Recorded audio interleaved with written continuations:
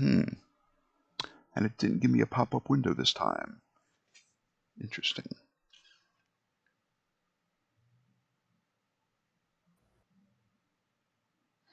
All right, friends, welcome back. This is our second session of Savage Worlds, East Texas University. Class dismissed. Offered on YouTube by Prater's Rejects. So some minor bookkeeping. Thank you to Clint Black and Shane Hensley for this wonderful, fast, fun, and furious game system called Savage Worlds. And for those of you that aren't familiar with Savage Worlds, we'll try to drop a few comments as we play about some of the things that make it a really cool game system. Preston DeBose, Ed Wetterman, thanks to you as well for specifically the East Texas University setting of Savage Worlds. The game, all your hard work is really paying off because we're getting a lot of play out of it. I think this is my third ETU game that I'm running, and it continues to be a great investment. Continues to pay off. Duff, thanks an awful lot for running the Prater's Reject Twitch stream and all that accompanies that. And Duff will be uploading these videos to YouTube. Amai, who's playing Ava, thanks again for your wonderful artwork. Really breathes just an extra facet, an extra level of fun to see our characters sort of commemorated or represented instead of the rote ETU character tokens. And Corey, I hope you are watching these videos.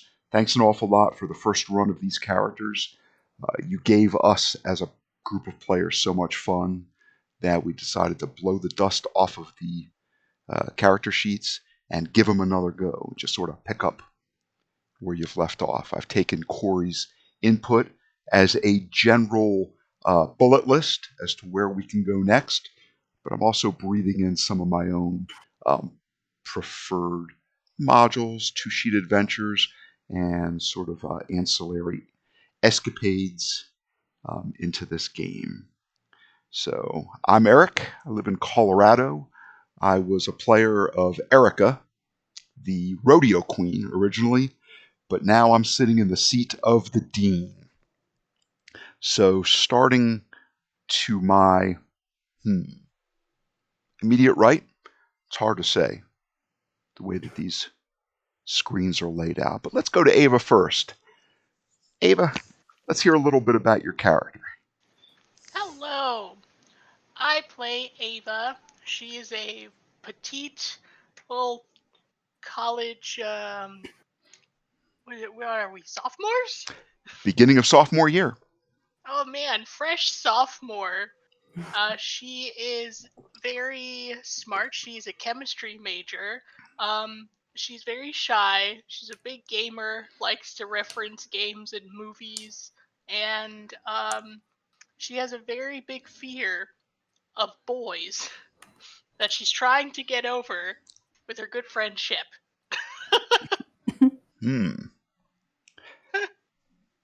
Very good.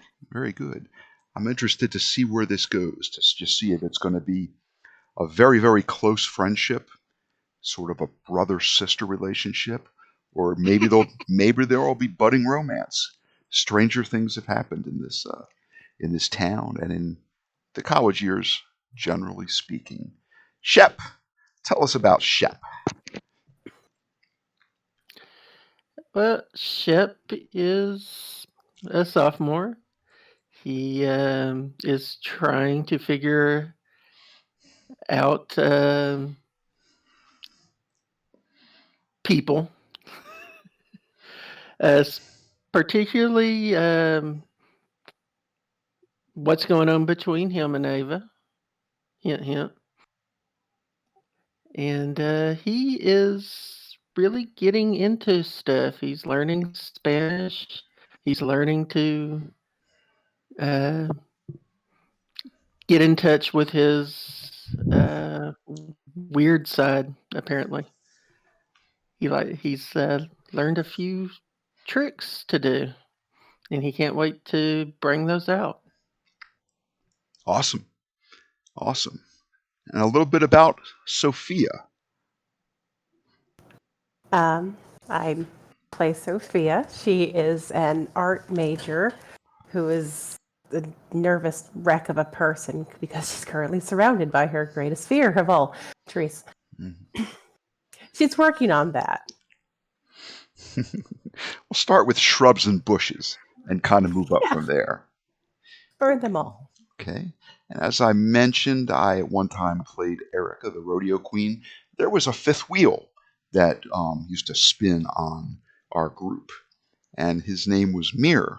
He was a Middle Eastern student, very wealthy family, with a bad leg, and he and his companion dog Rocco are going to be popping in from time to time and providing a good use as someone in the background to handle some of the investigation and researchy and we need information now. Can you help us out?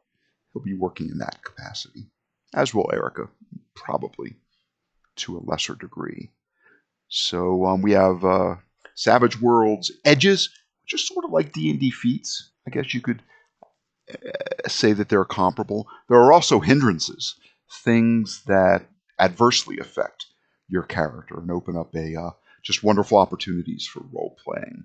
And pursuant this, let me roll over to the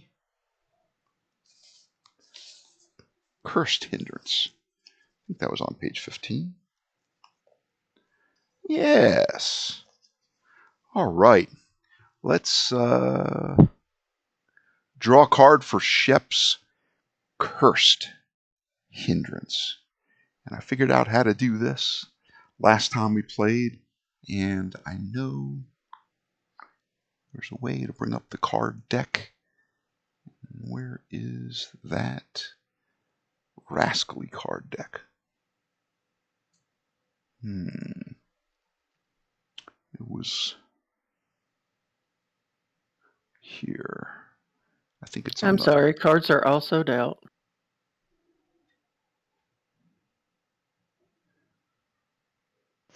I know, we lost him. Oh no. Who did we lose? Oh, there Our he is. ship. Oh no. Our ship. I heard him say cards are also dealt. Oh, okay. Now, Hello. Shep's lost. Reconnected. I see one coming in with a different version while I struggle to figure out where on this user interface the card deck resides. I know it was along the bottom. I thought it was... Okay, I see a roll. Colors, night and day.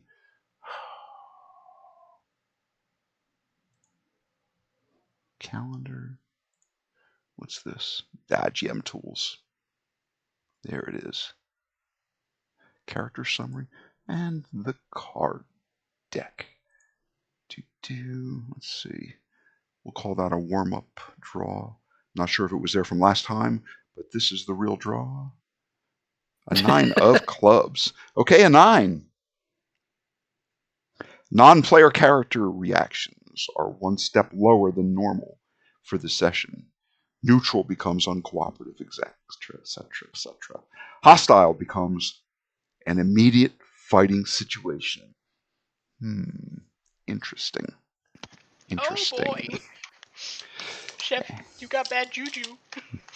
Another hindrance, second fiddle. Shep, let's have a spirit roll at -2, which you can type a little -2 into that little modifier box, and it'll automatically figure that in. And we'll see if you give up a Benny at game start.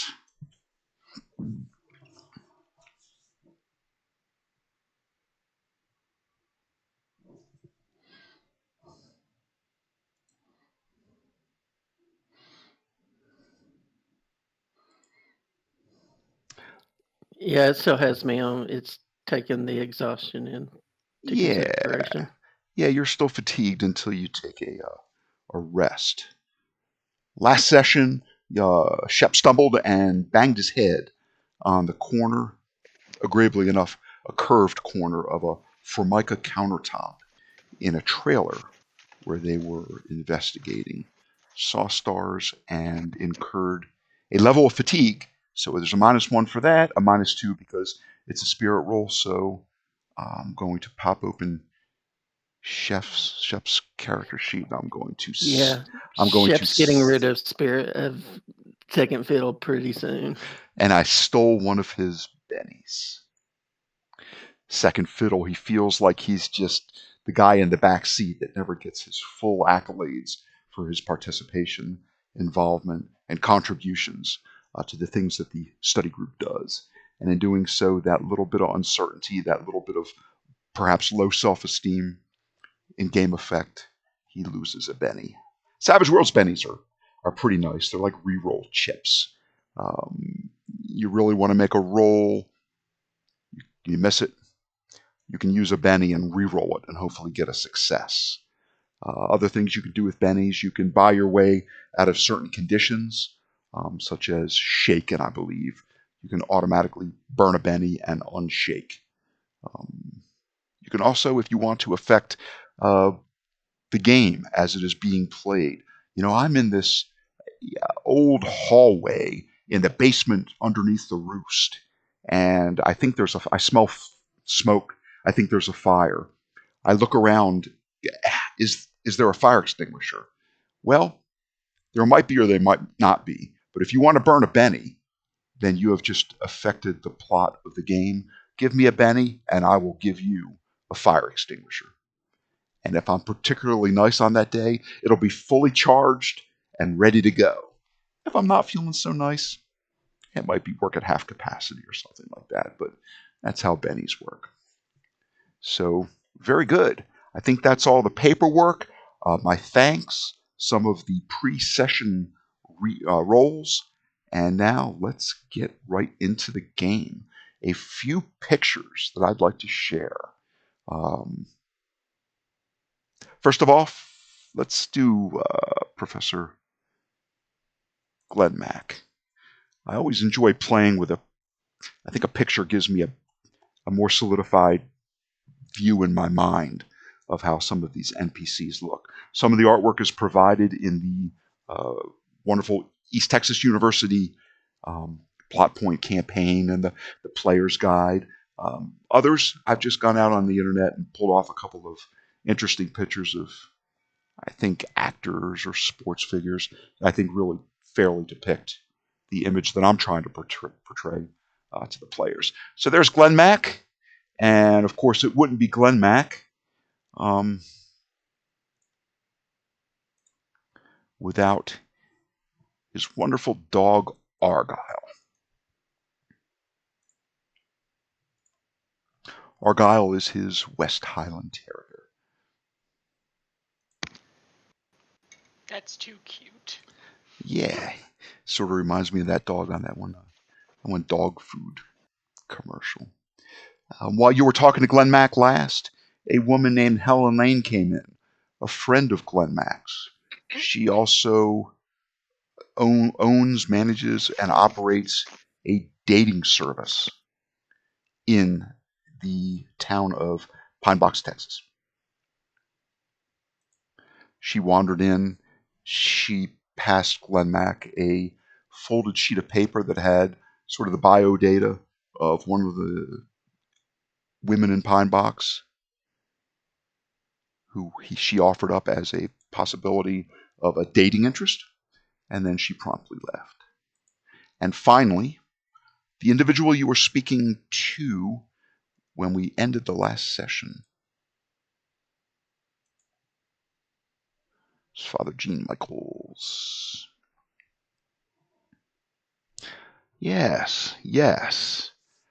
I'll bring one of those devices, or both of those devices, from the truck. Bring them in to show me. I will try to determine what I can about them. I'm not sure. I'll have to see them to really see. And he is, of course, referring to the 2 plaques that were removed from the inside of trailers in the Quiet Villas Rest community.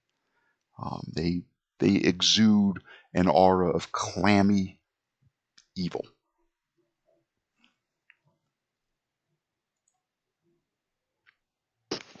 That's right. We had left it in the back of Shep's truck.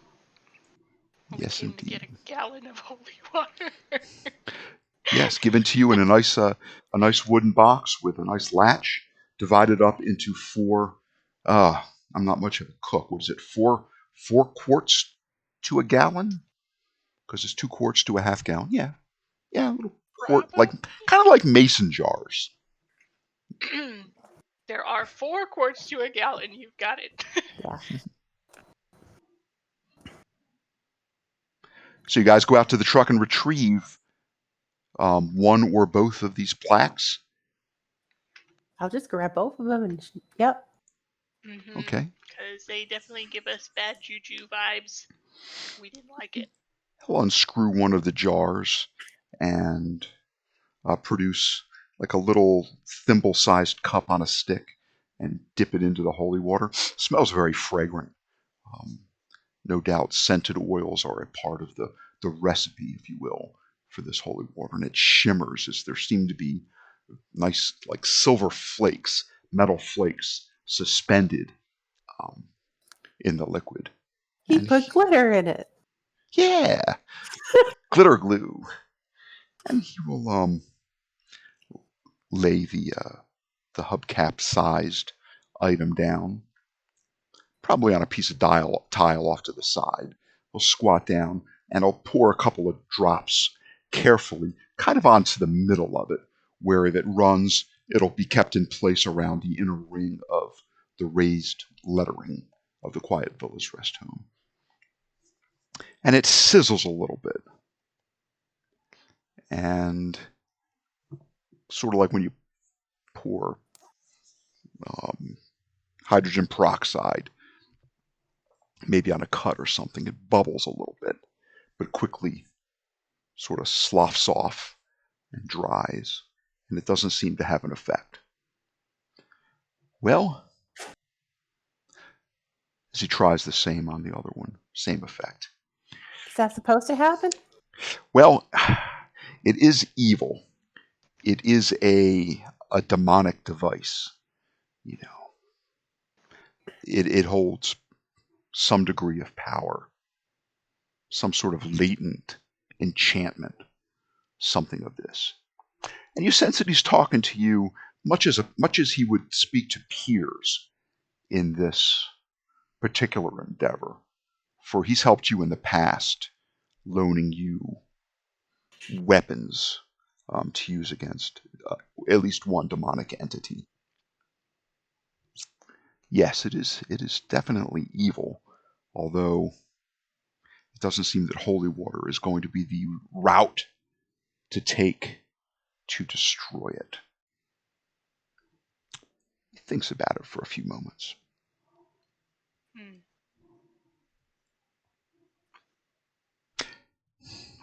In my experience, the best way to deal with something like this is to break it up into tiny fragments. You break it up into enough tiny pieces, and the evil enchantment should be dismissed. That seems to be a pattern that I've sensed in dealing with these items. Pursuant that, if you want to destroy this, and I suspect you do, and I heartily support you in that endeavor, I recommend that you go out of town and visit Paul Vanderhorn. Paul Vanderhorn is a local. He has a nice double-wide trailer on a nice 15-acre plot of land, farmland, some of it. But he also has a wonderful shop where he builds medieval replicas of arms and armor. I think he has a working catapult or a ballista back behind his. Is that wow. portable? Because The- there are I believe there are a lot more of these sign. There are quite a lot. Yeah. We need something that can multitask. Yeah, we definitely suspect that there could be more amongst all of those trailers with all of those poor old people. It is on wheels. However, if you were to use the catapult, I think you'd want to collect them all, put them in the catapult, and launch them out.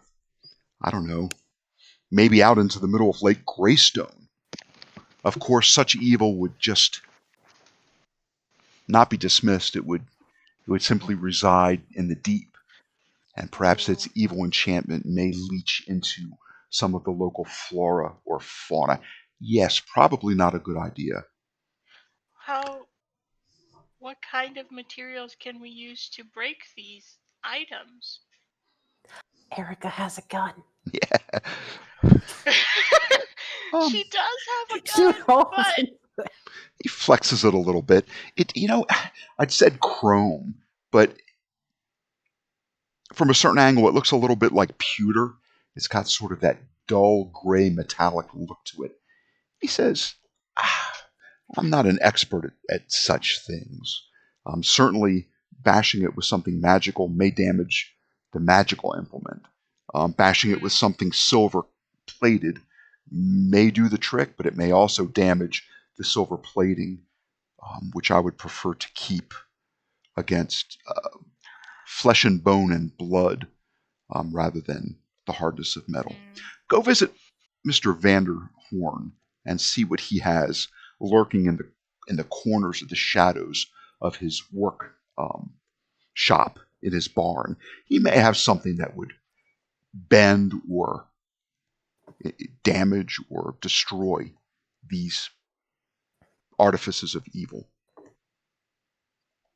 I'll give you directions. Yeah, you just drive outside of town on on the north side, and you can't miss his trailer sits kind of close to the road, but you can see the barn behind that, some crops. Oh. If you look closely, you'll be able to see. Last time he was there, I was there. He had a lot of old engine parts, just kind of sitting out, and I think he's your man in uh, this particular case. Yes, I can't think of anyone else. Maybe the auto yard. Maybe they could drop one of those big magnets that they use to pick up autos and stack them. Maybe that big magnet would just slam onto the ground and crush it. But those magnets aren't cheap, I would imagine. He picks up and he carefully screws that one lid nice and tightly since you did purchase it. He won't admit that it's a exchange of cash for item, but it was more of a donation, and he looked favorably upon giving you Yeah, of course. yes, the holy water. Indeed. And he's like, yeah, well, let me know how it goes. We will. I'm Thank sure you. we'll figure something out. Certainly. And do stop by anytime. And I'll again tell you, our Sunday services are 8 to 9:30, and then again 10 to 11:30. If ever you happen to be out and about Pine Box and would care to stop in for a mass, please, you're always welcome. Thank you. And this rather casually dressed gentleman gets up, dusts his knees off, and says, well, back to doing the Lord's good works. And if you are successful in your endeavors, do come back and regale me with a tale of what you've done. For I do find the triumph of good over evil in these dark days good to hear. I find them almost as like nourishment to my soul and my well-being.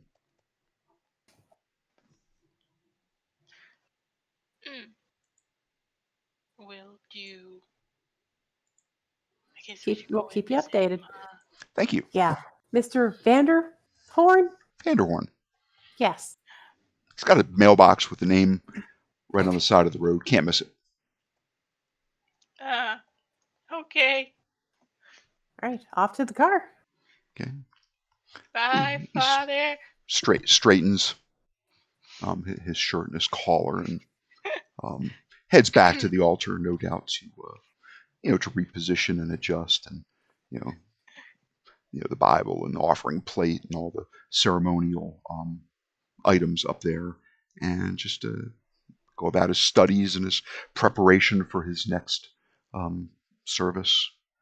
And yeah, you guys go outside. That sun's still beating down, but it's after 3 o'clock. It's probably 3:30, maybe 3:45.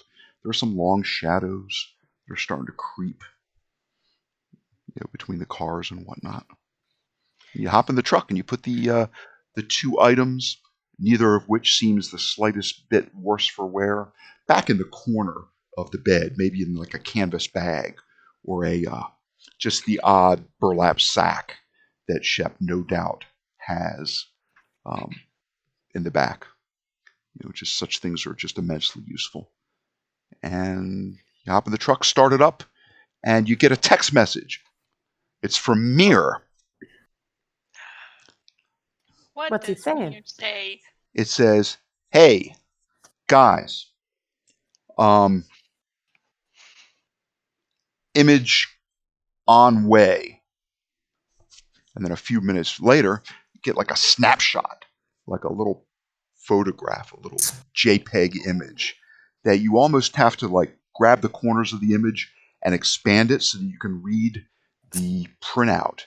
And it looks like it is a snapshot, a screenshot of the record of the EMT visit, the emergency rescue ambulance that showed up at Mima's house that day that she purportedly felt faint, took a fall in her trailer, landed not badly on her carpeted floor, missed an end table and missed the coffee table.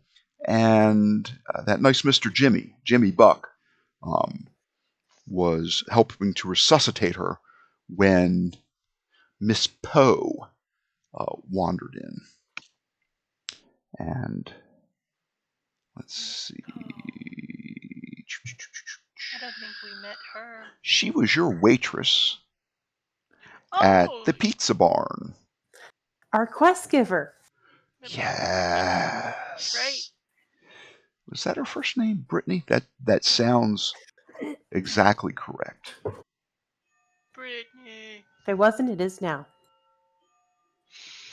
And Yay this for is free pizza at the pizza bar. So much pizza. so. Oh, it is the diet of the college students. I had pizza before this game started.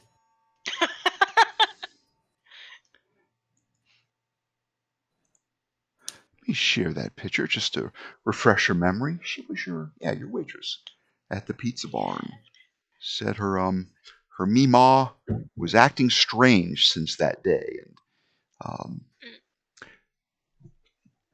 as she has showed evidence of like memory loss and confusion just since that day in the course of 24 hours, did a 180-degree turn. And then recently, although this was several weeks ago, in that time that has elapsed, she told Brittany just not to come around anymore, that she didn't really know who she was, and she didn't really want her coming around bothering her anymore. So this EMT report, it syncs nicely with the story that Brittany told you, except she got one of the facts incorrect in a minor way. The EMT log has the woman's name and her age and the address and the time of the call and the time that they arrived and the condition when they arrived. But it says, and this jumped out at you when you read it, that the woman had waved off any attempts to take her medical scans or blood pressure, all her vitals. And that might have not been clear. Brittany seems to think that they did a check over her before she said, well, look, I'm just going to go back to my gardening or or watching The Price is Right with that nice Bob Barker. So why don't you just go away and leave me alone? I'm sure I'm fine. And Mr. Jimmy's right here, in case I'm feeling ill again. Just felt a little faint. So yeah, it looks like she completely waved off and denied them the opportunity to take vitals. It's in a very official form. Then followed up by another text from Mir, HTH. Hope this helps. Wow. I'll text back a thank you. Yeah. YVW. Followed by VW. You're very welcome. Ugh. Followed by Erica's making chili. Yes. And the little smiley face emoji with the tongue sticking up like yum. So, yeah. That's so cute. Okay, so you're out driving around.